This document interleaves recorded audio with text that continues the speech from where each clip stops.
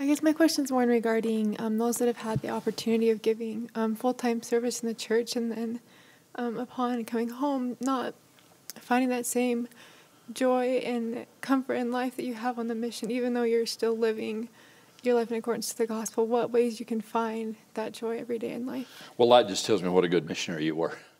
That's what your problem is. You were just a good missionary. Because, and this is another speech I give to missionaries. I love being with missionaries. Just yesterday, I was with the missionaries in a nearby state.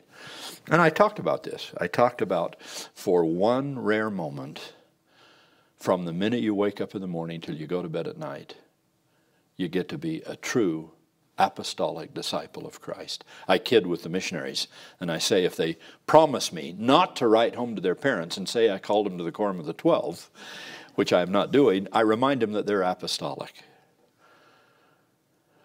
Or that I'm a missionary, either way that they want to say it, but we're interchangeable in our roles in this sense. I'm in a quorum they're not in, and I have some keys they don't have. But an apostle is one who's sent.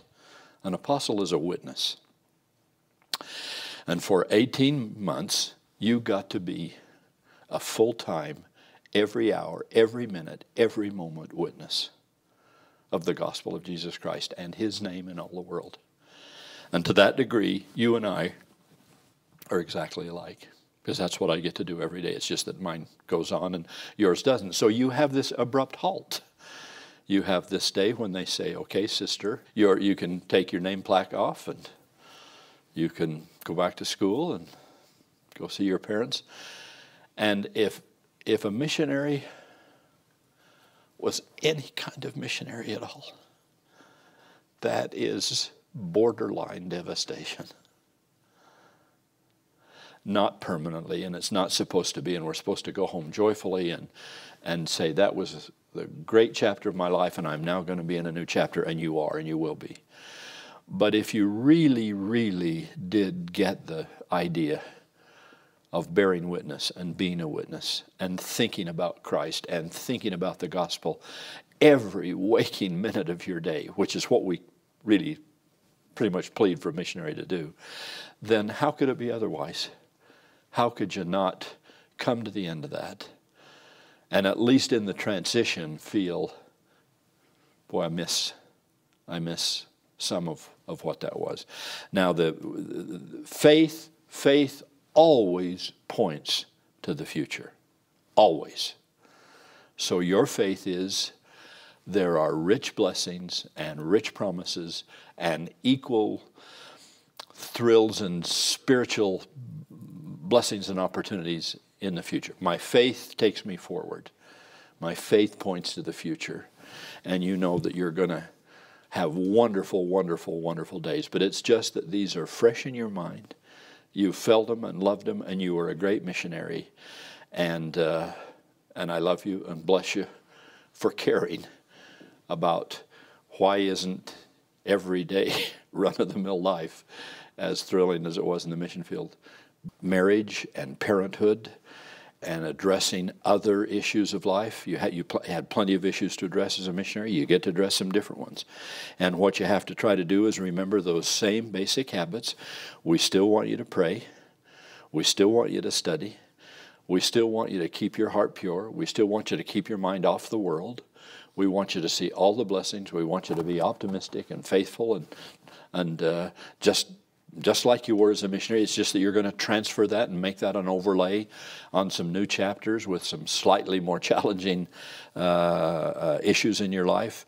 But to retain those foundational habits, those foundational stones that God laid for the rest of your life. Sister Holland has watched me with missionaries. And she knows, she can tell, she can see it in my face. If something's coming, if I think a missionary hasn't sort of joined in the work here, hasn't gotten the picture, including return missionaries. That one of the hardest things in the world for me is a return missionary who could come home and blissfully casually, capriciously walk away from this apostolic, lowercase a, witnessing, testifying missionary life? If you didn't feel a little of what you just said in that question, I'd be devastated. How could a missionary not love forever what I have loved for 50 years? I got home from my mission 50 years and 11 days ago. But who's counting? I mean, who would know? I'm counting, because I think I have thought about my mission every day of my life for 50 years. Because it changed my life. And that's what I want for everybody. And so you cling to it. You feel a little of what you're feeling. You just say, well, I am going to study. I am going to keep a gospel course and a gospel library before me. And it can be a little bigger than it was as a missionary. And your prayer habits. And it doesn't mean that there aren't going to be different kinds of intrusions, and you're not going to have all the convenience of a mission where you could just dismiss every other matter in your life. You do have to worry about fixing meals and raising kids and paying bills and going to work and all the things that you do. But you're still God's investigator.